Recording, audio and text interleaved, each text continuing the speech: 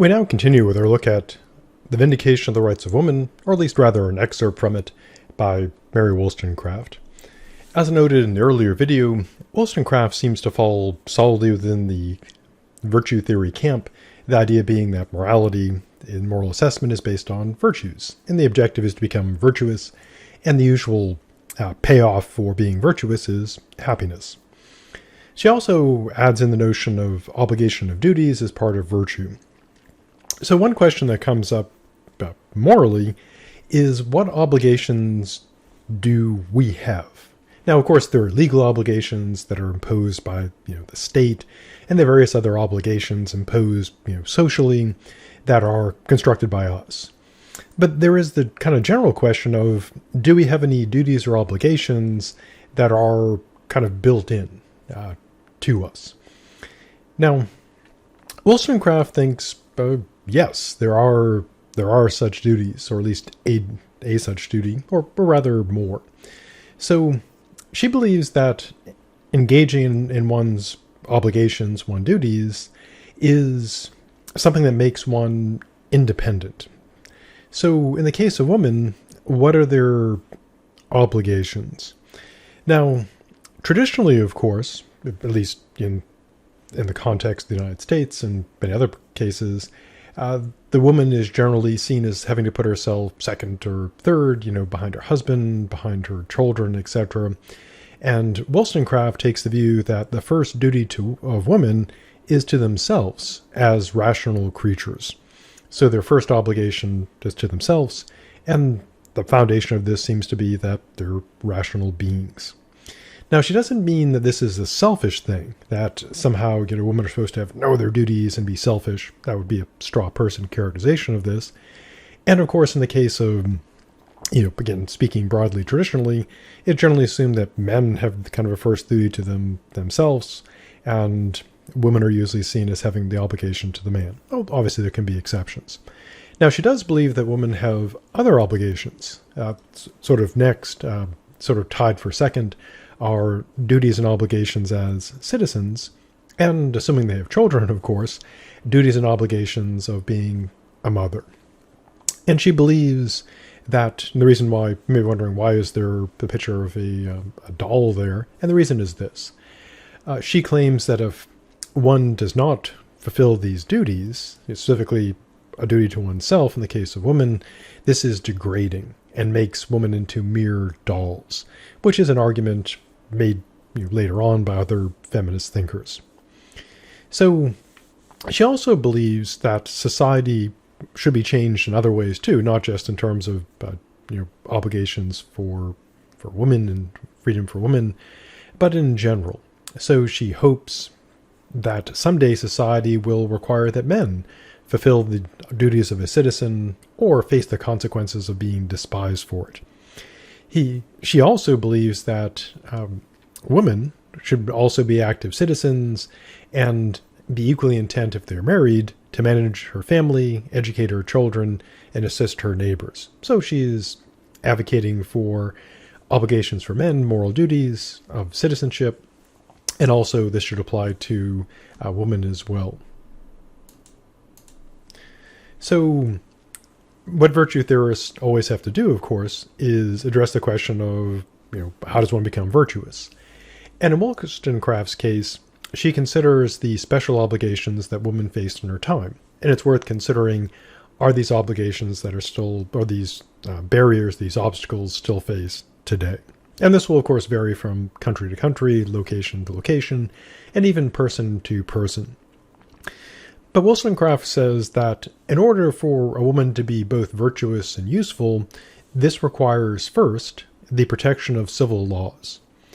Now, in the United States, in 2022, this may seem like something already well established and obvious, but as I mentioned before, it's not all that long ago that women did not enjoy these full protections. And depending on your political views, you might believe that there are efforts underway very actively today to take away protection of women under civil laws. Now, depending on your view, of course, you may see that as, not doing so. But this is a concern, not surprising, that feminists would raise today, that the laws protecting women are being rolled back.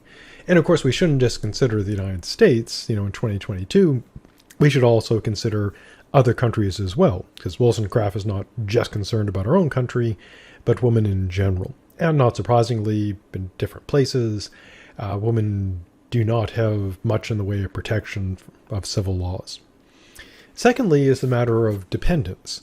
Now, as I noted before, virtue theorists often have a complicated relationship with wealth and income and so forth, and usually their view is that wealth and property and so forth is fine as long as one can acquire it and retain it consistent with being virtuous. And if one cannot, then it is bad.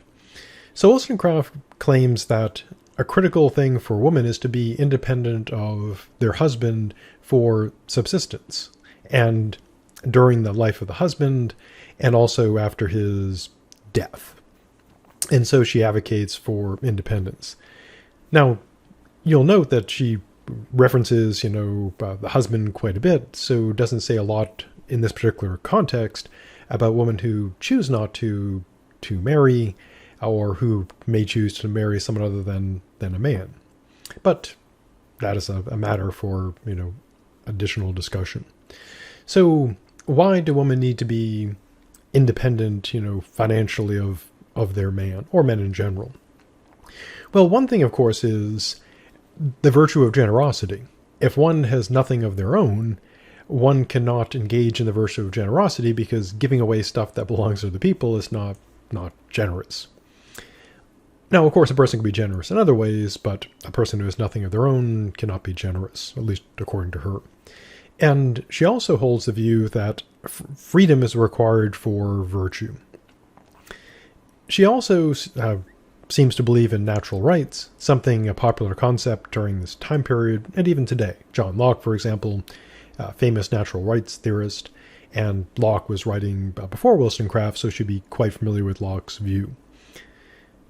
She takes the view that if women, are simply considered, she says, the wanton solace of men, basically just existing for the purposes of men, then the result will be that they'll be, become weakened and will essentially be wasting their times on frivolous fashions and frothy pleasures. She sees this essentially that women would not be focusing on what's truly important. Now, continuing with the question of wealth, she does contend that women need to be financially independent, so she does favor that, which is an interesting point of discussion. Now, in terms of wealth being an impediment to virtue and morality, she believes that wealth generally has a negative consequence for virtue. And much like other virtue theorists, she takes the view that if people see poverty as more disgraceful than actually being evil, this is a bad thing for morality. And again, this does lead to interesting discussions about, poverty and ethics and so forth. In our civilization, we generally tend to regard being wealthy as like a positive thing, and often ascribe to the wealthy, virtues, etc. And poverty is often cast as being, disgraceful, and the poor are often demonized as being, evil and terrible.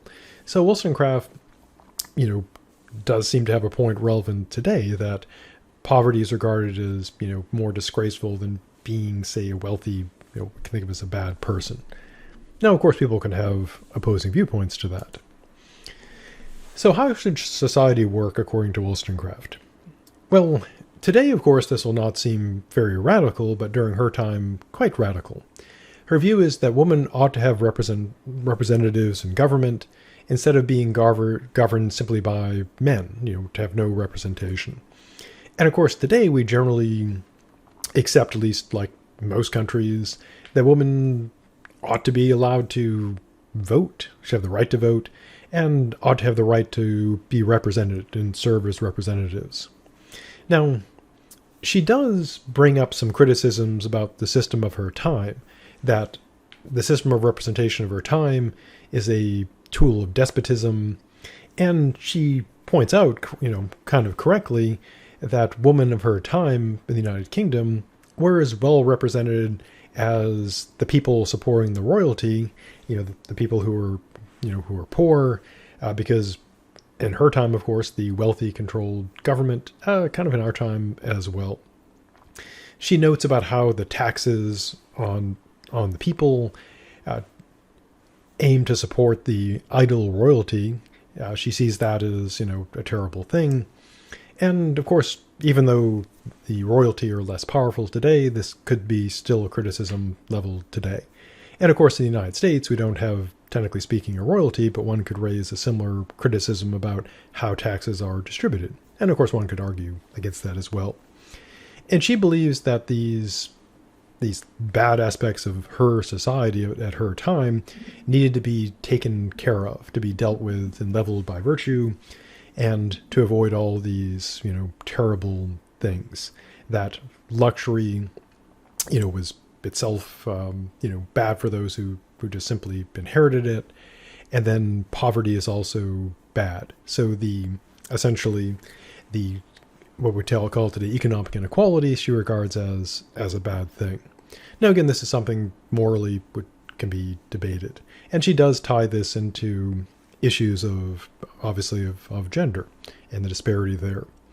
Now, getting back to representation, one interesting point to consider is how well women are represented today in the United States. And as this is being recorded, the United States generally does not terribly well. As of now, we've never had a woman as president. Hillary Clinton ran, but of course was defeated by Donald Trump.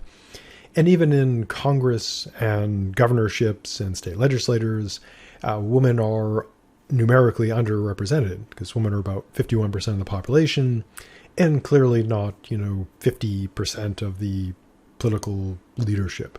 And also this applies in academics as well and across the board.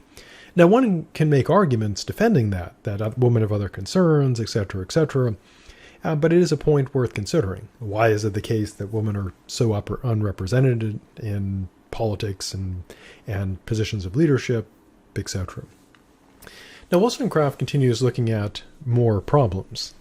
That in the case of the people in the higher echelons, the elites of society, their duties are fulfilled by other people.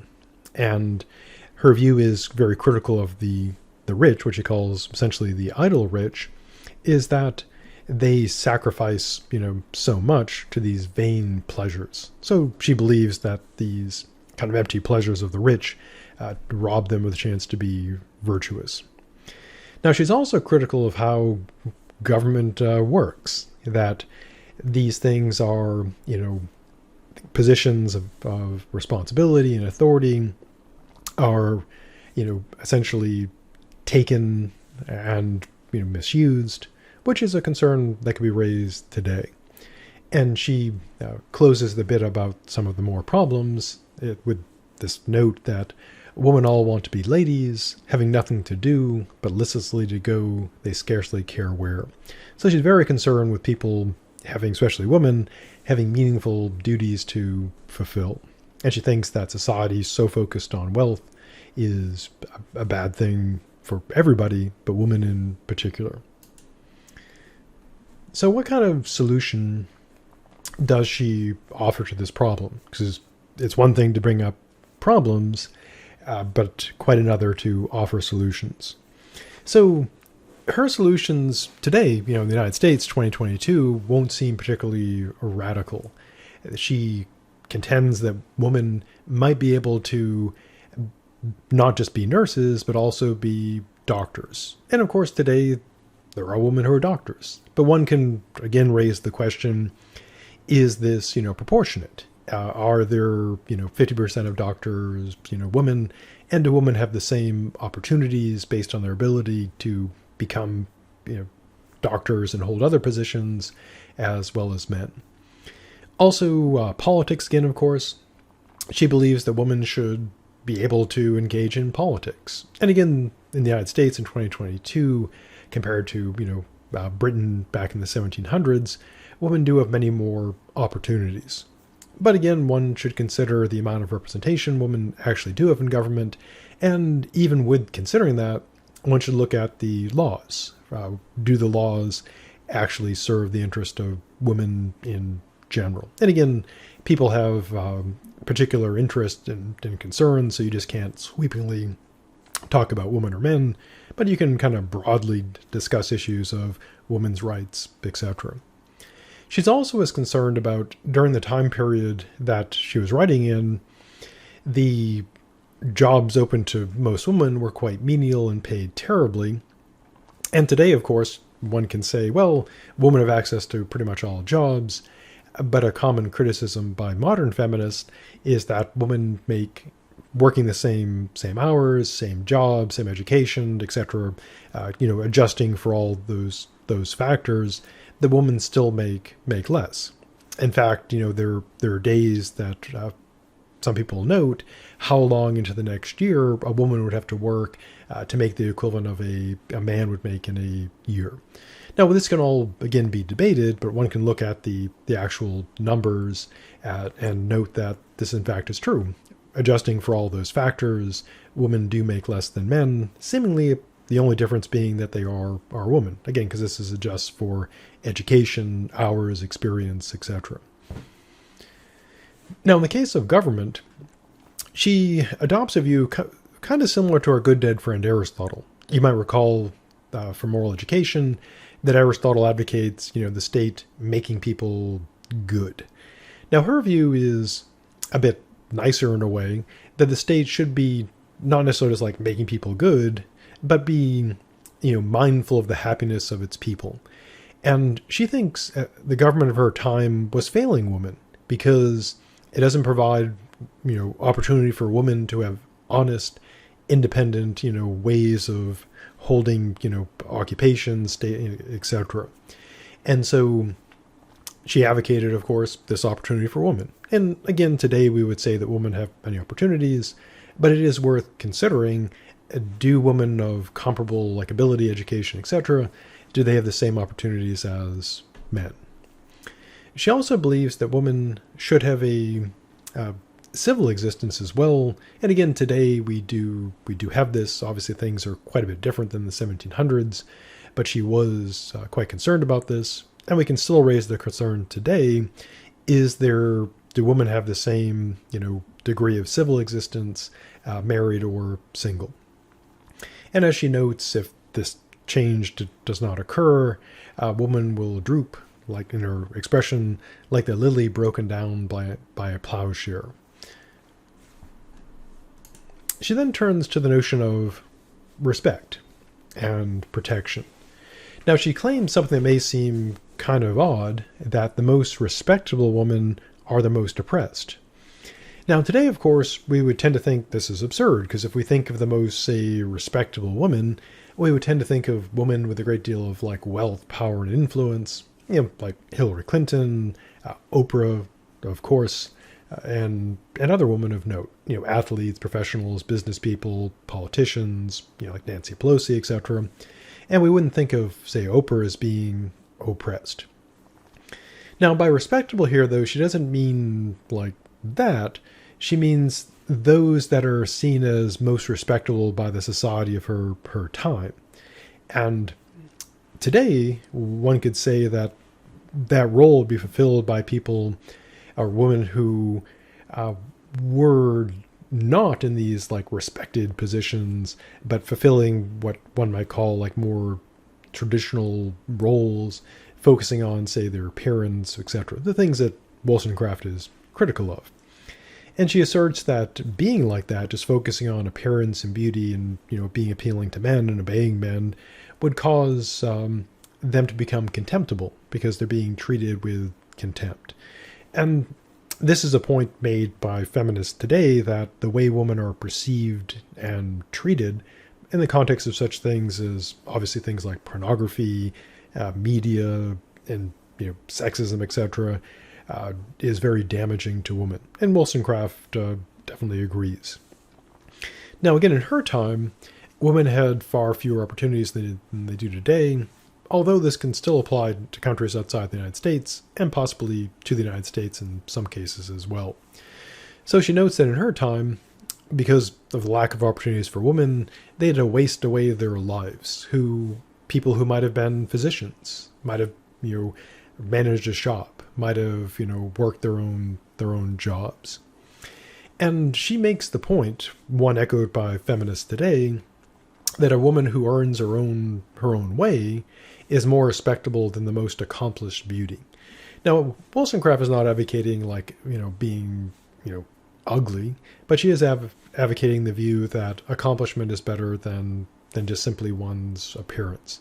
And this is a common theme in many versions of feminism, that sort of the beauty imposition upon women to look a certain way, to be beautiful, to have their hair done, to have makeup and nails, etc., to dress a certain way, is a huge imposition upon them, and that society values the wrong thing, valuing the surface appearance over the content of character.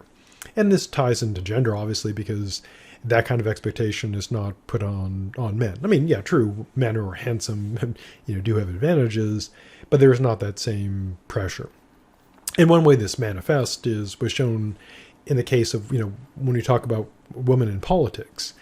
They'll make, pundits and journalists will make comments about, say, what a woman politician is wearing or how they look, but you typically won't see such things addressed towards men. And also, continuing in kind of the sexist questions, you generally never hear a journalist ask a male politician who's married, who has kids, who's going to take care of the children, or how things are going to be, how they're going to balance their career and their family. That doesn't get asked typically. But if a woman is running for office or in business, they almost always ask women, how do you balance your family and career? How do you balance, your run for office with your family? And that is, of course, quite sexist. Now, she thinks that women who are proud of their weakness must be protected and guarded from, all the rough toils and efforts that are actually beneficial to people. They must be protected as beauties. And she thinks this is a mistake, because focusing entirely on beauty and appearance and being, attractive to men would make a person insignificant and contemptible. And of course, they run into the classic problem, which still occurs today, is that if a person is trading in entirely on their beauty and their looks, as Wollstonecraft notes, a person whose value lies in their appearance, they can no longer expect to be valued when their beauty fades. As she says, it is the fate of the fairest flowers to be admired and pulled to pieces. Now, you might say today this is not a problem, but of course it may be a lesser problem, but still a problem. As, say, actresses and models or any woman starts to age, they often find themselves less valued. I mean, men, of course, run into the same problem, that as they grow older, society generally, people often take them as being less valuable, and there's a stigma attached to age today that makes being older a negative thing, and not in all cases, but in many cases. But it is considerably more difficult and challenging for women. They're judged much more harshly, and because they're judged more on their beauty. Now, one classic example of this is, of course, the trophy wife. One of kind of the memes in the United States is that wealthy men, for example, Donald Trump, that as they get older and their wife gets older, they divorce them and get a newer, younger model. Then as they get older, they divorce that one, get a younger, newer model. And so the whole idea of, women being kind of discarded as their beauty fades is not as common as it used to be, but it is something that still occurs and is still pretty well known. Now, Wollstonecraft was concerned that some women would value these advantages, these privileges of, the treatment of women, kind of the stereotypes of, being protected by men, being put up on a pedestal, etc. What could be called kind of like the traditional, view of women, where they're going back to kind of the myth of chivalry, where the woman is the fair princess to be protected and rescued by the knight. And of course that has a certain romantic appeal to it. But she believes that's that's a bad idea, that one is better off to give that up in favor of the privileges of humanity. And the only way one earns that is by fulfilling one's duties, at least according to her. Now, in conclusion, she addresses the question of whether, men should assist the emancipation of women. In terms of, looking at this as a matter of debate, kind of the question would be if men, or any, talking about any system of inequality and oppression, there is the question of why should those who hold the advantage, who benefit from oppression or inequality, why should they ever rationally give up their advantage, to embrace equality?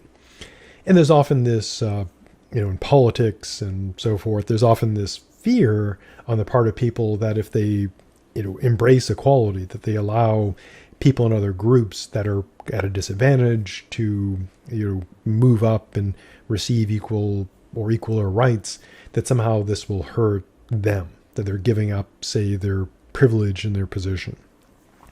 Now, on the one hand, of course, they're right. If someone is in a position of privilege and advantage and they hold the better part of the inequality deal, then it would be seen as a loss.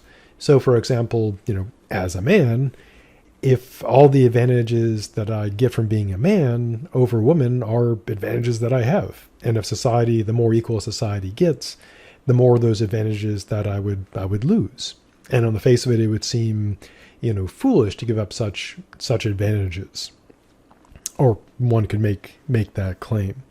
So the challenge here is, one could say clearly, and there are obvious benefits to the people who are in the dominant or oppressing group to hold on to this inequality, because they are obviously giving up their positions, they're giving up their advantages, they're giving up their privileges. And so a very good question that a person, who's in the better position to ask is, why should I give that up? Why should I give up my advantage? Why should I give up my privilege? Why should I work for or even allow increased equality that I would not benefit from? So what Wollstonecraft tries to do is to argue that there's something in it, for men. I mean, one could make kind of a general moral argument that treating people unequally and oppressing them is wrong and harmful, so you shouldn't do that. But of course, that only works on people who are, swayed by moral arguments, that are concerned about the ethics of what they do. And of course, there is the view of some people that this inequality is a morally good thing, that this is, kind of a natural order. But Wollstonecraft takes a very pragmatic approach. She's saying, here's what men will get if they, make things more equal, if they, essentially become feminists. So what she claims is this: if men are willing to give up the chains that, bind women and be content with rational fellowship instead of slavish obedience, she claims this would be better for everyone, that daughters would be more observant, sisters more affectionate, wives more faithful, mothers more reasonable, and better citizens. Now, one might say this seems like very sort of, rose-colored glasses, Pollyannish, etc.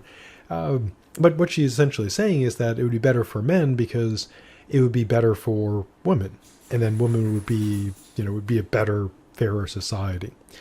And she claims that women would then love men with true affection because women would learn to respect themselves. And she claims,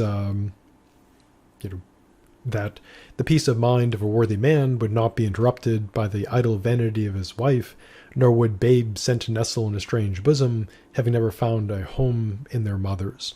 So in a way, a fairly kind of conservative view, that basically if men, take part in women's equality, or at the very least, don't oppose it, that it would be better for women, and this would make things better for men.